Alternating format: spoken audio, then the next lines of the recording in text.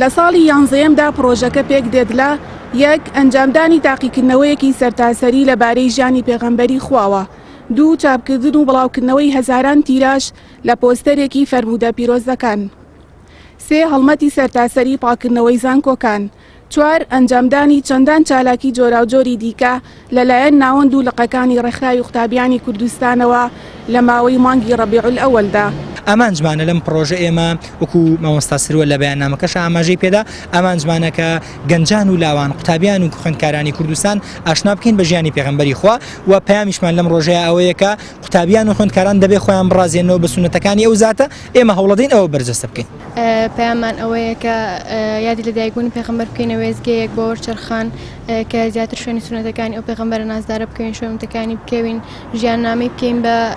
پێشەنگ و مەشغەڵێک بۆ بەڕێوەبردننی ژیانی خۆمان. و بەدەمەوە هاتنی ئەو ڕۆژە بەرچاوی خەڵکی لە سەدەمی فەرحانی لە قەیران لە هەموو کات و جیاوازەکان لە هەموو تەمەنەکان لە گەنجان لە پیر کاتێک بەدەم پرۆژەکەمان و دەنسپاس بەخوای پەروەردگار نیشانی زیندوێتی حوبی ڕەسوڵی خوایە لە دڵی هەموو گەنجان و لاواندا.